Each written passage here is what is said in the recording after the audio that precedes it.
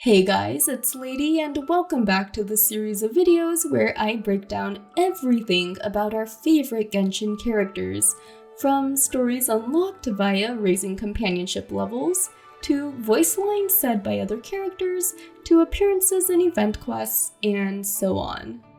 In other words, whether you don't have a specific character, can't be bothered to raise their companionship levels, need a refresher, or just want the basic TLDR of a character's text, then this ultimate lore guide is for you.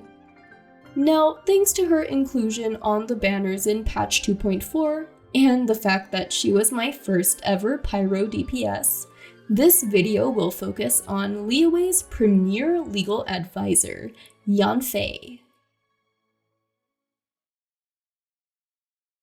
So let's begin by going over the lore from her character stories that are unlocked via companionship leveling.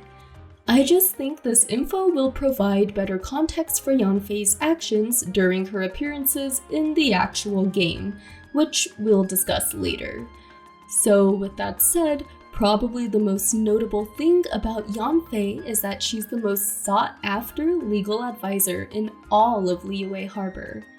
You see, Liyue owes its prosperity and bustling commerce in large part to the contracts initially set down by Rex Lapis, which has come to mean that legal consultancy is a priceless commodity here.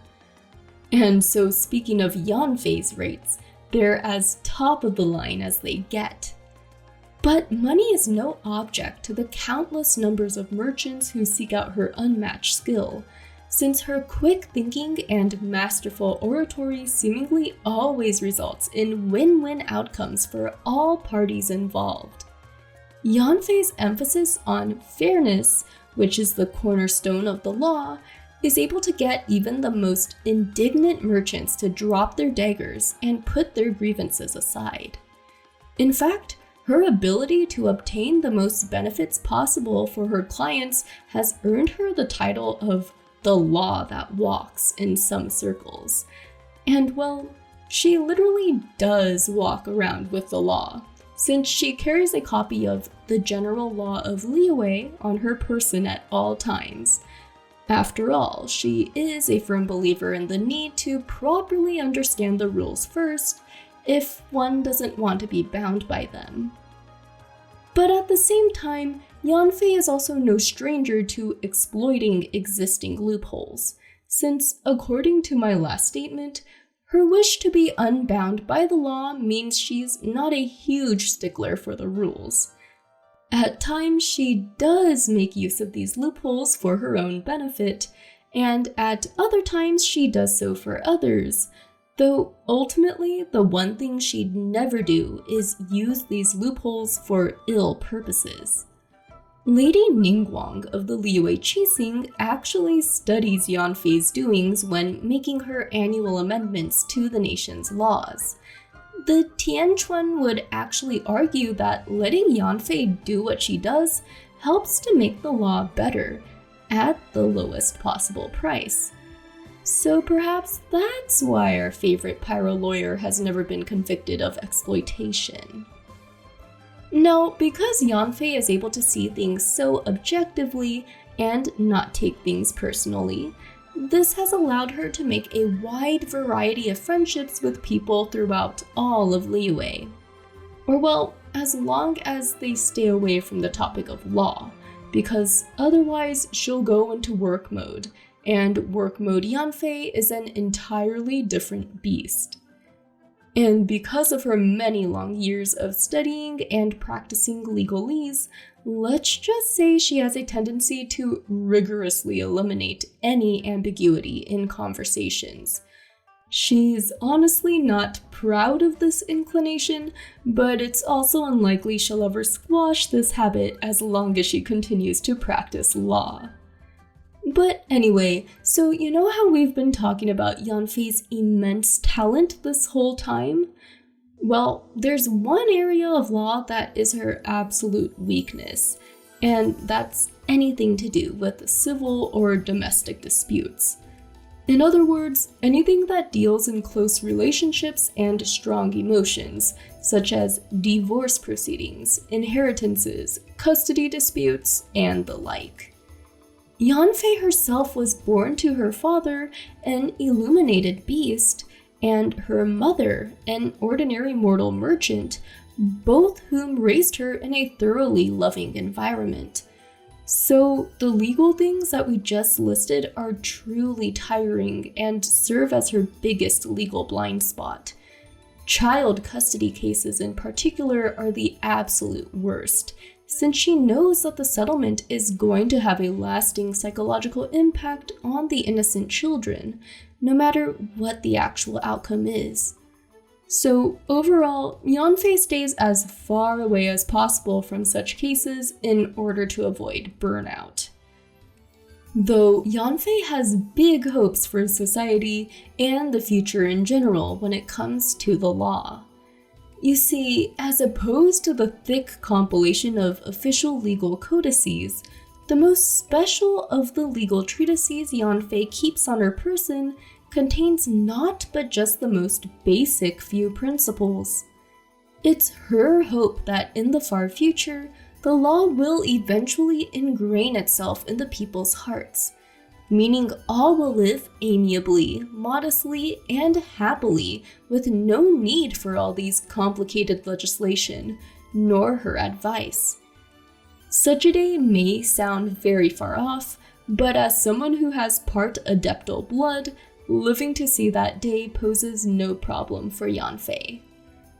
Though if this ever were to become a reality, that means she'd also be out of a job.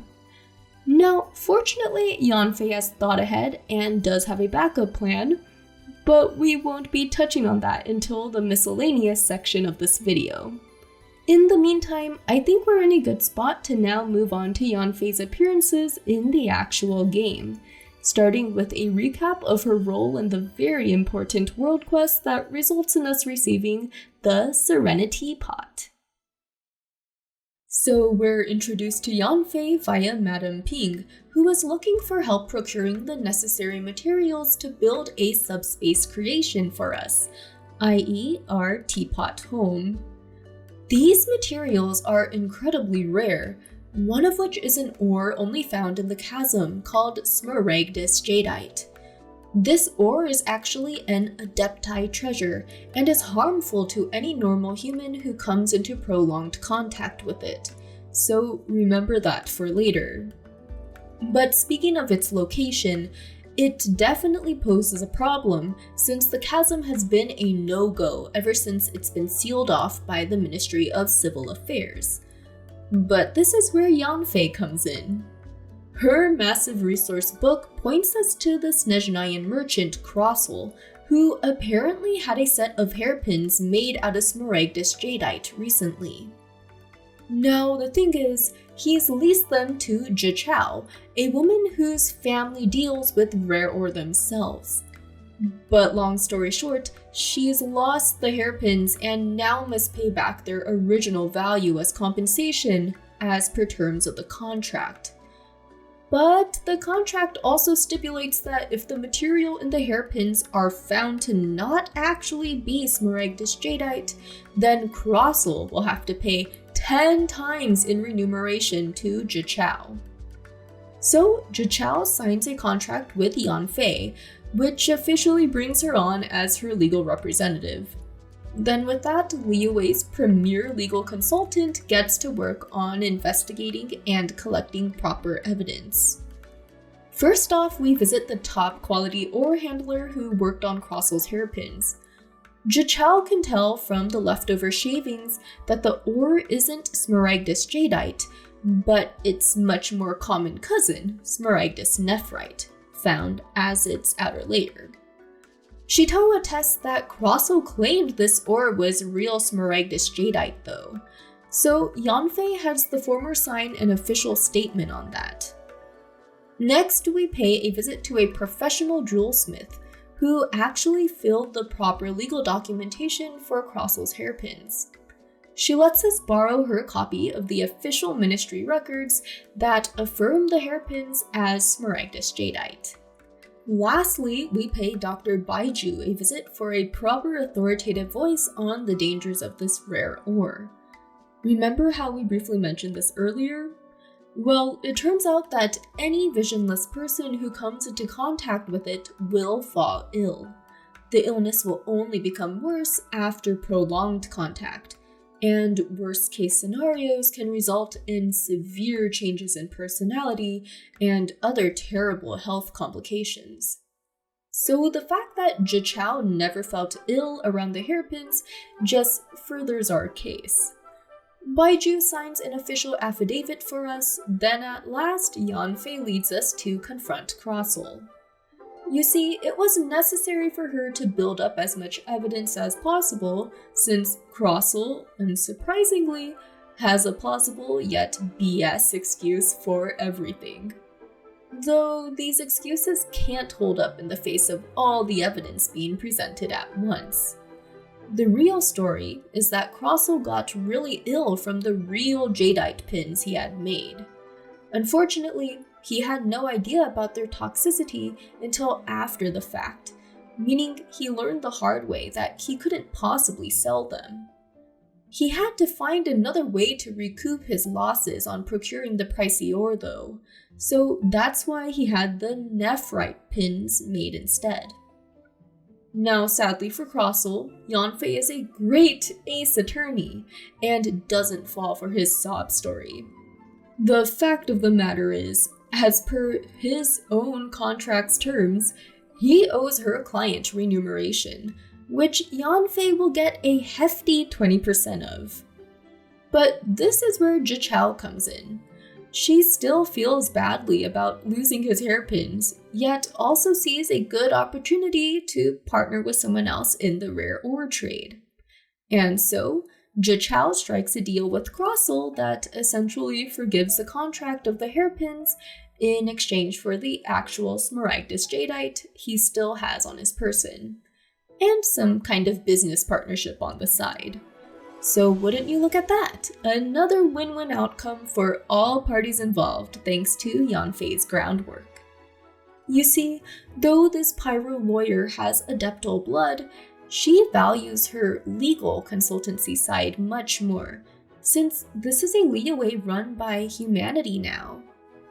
This quest wraps up with us finally getting a portable home thanks to Yanfei and Madame Ping's efforts. As for any patch-specific events, Yanfei has shown up in 2 of them as of patch 2.4. So in 2.1's Moonlight Merriment event, she served as the officiator for the finals of the Masterful Chef's cooking competition. She explained all the rules in an easy-to-understand way and kept the crowd in the know throughout the competition. And of course, she upheld fairness, impartiality, and transparency in her role the entire day. Finally, as the winner Shanling was announced, Yanfei made sure that Smiley Yanshao didn't leave discouraged about his cooking talents, and reminded everyone that only one winner could be chosen after all. Yanfei also showed up in patch 2.4's Lantern Rite event. She was visiting Granny once again when Keqing and travelers stopped by to deliver festival goodies to Madame Ping. Now, as for Yanfei, there are no holidays in her line of work. So yes, even though Madame Ping spotted her loitering around the grilled tigerfish stand for a long while, Yanfei was actually providing consultancy and appraisal to the fish merchant. But fortunately, Yanfei's in charge of her own schedule, so she always makes time to budget some rest. Seeing how not having enough rest can leave a terrible first impression on new clients. As the saying goes, a rested worker is an efficient worker. Now if only Yanfei's words could get through to an overworked Keqing. Lastly, we spot her enjoying the fantastic fireworks show in the company of Madame Ping, Ganyu, and Shenhe. But now we've arrived at the final section of this video, that being Yanfei's thoughts on other characters and vice versa. plus some miscellaneous things about her in general. So let's start off with a rather unexpected character who happened to save her life once. So Eula of the Knights of Favonius was on a quest to track down some dangerous cargo of the Abyss Order that just happened to be on the merchant vessel Yanfei was consulting for at the time. The legal expert noticed something odd about the cargo and went on to investigate for herself, though let's just say things would have ended really badly if Eula and her crew showed up only minutes later. The two ladies have kept in touch ever since, as both of them appreciate the other's cunning, logic, and flexibility depending on the situation. Eula even looks like she'll be asking Yanfei to help her track down a certain someone. My current tinfoil theory holds that it's Amber's grandfather. Meanwhile, on the other hand, it's kind of funny how Yanfei just can't understand Eula's carefree spirit, considering how Eula often feels shackled by her family's heritage and Mondstadt's history. This notion is also on top of how Ganyu feels like Yanfei herself is such a carefree spirit. And speaking of Ganyu, the Qixing secretary still remembers when Yanfei was just a little girl who always reminded her of the promise to live a happy life. And now, seeing what a beautiful and capable grown woman Yanfei's turned out to be, Ganyu is proud and also just happy to see how carefree she is despite law being such a complicated field.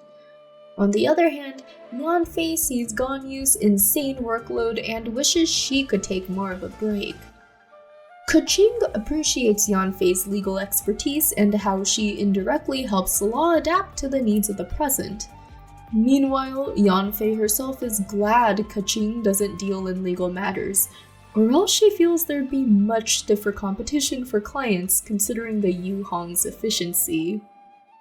Now, it's kind of funny if Yanfei is unaware of how much Ningguang studies her actions when it comes to identifying loopholes and tightening them up each year.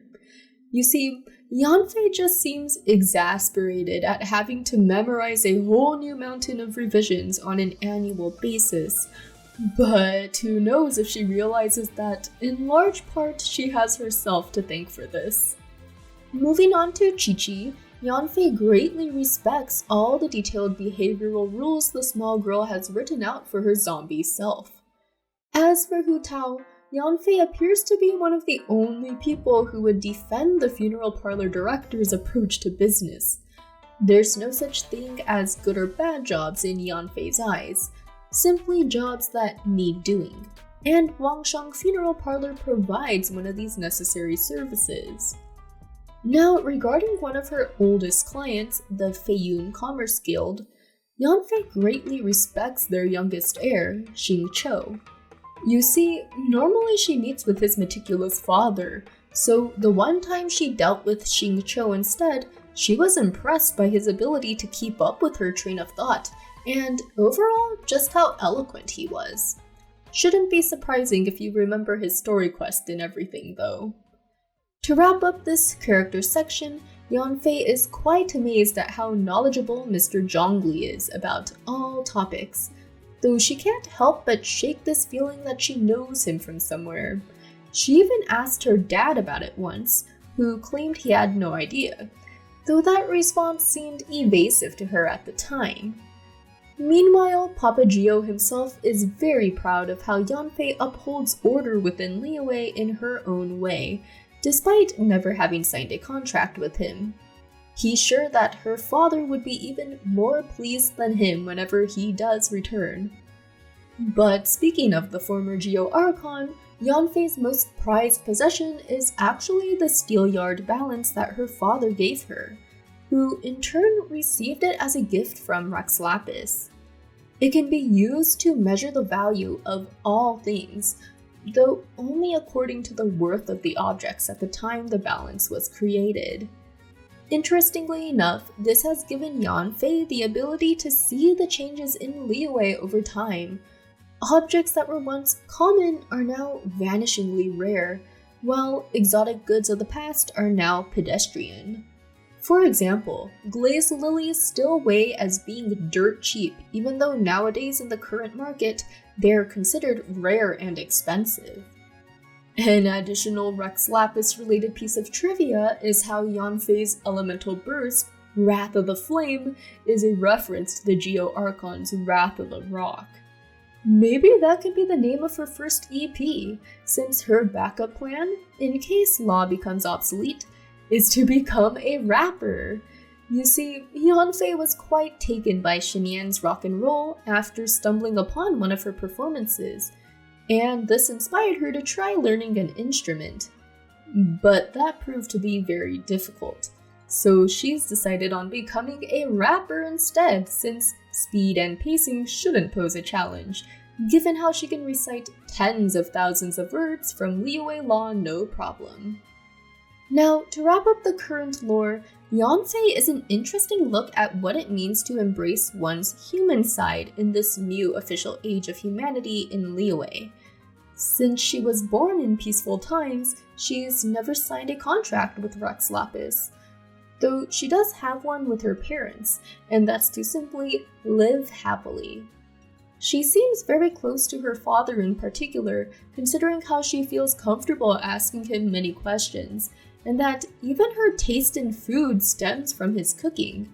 Since her father always used to serve her something warm whenever she got home late, Yanfei's not very fond of cold dishes, but tofu dishes are her absolute fave. And overall, she just seems like a great friend to hang out with. And she even recites the legal codices to her friends whenever they need help fighting their insomnia. Anyway, I hope to see more of Yanfei whenever the topic of Amber's grandfather wants to crop up in-game. Come on, Hoyo-verse, I'm waiting on Act 2 of Amber's story quest with Eula and Yanfei tagging along. But otherwise, there we have it. That's Yanfei. Please like this video if you liked it, and subscribe for more of this series. Any update videos I do for Yanfei in the future will be linked in the pinned comment. Lastly, just want to invite you to our welcoming and active Discord community at discord.gg/LadyVirgilia. Plus, if you happen to like the Trails and or Persona series, I have a whole separate channel dedicated to those games, so check that out if you wish. Thanks so much for watching, guys, and until next time, take care. See ya!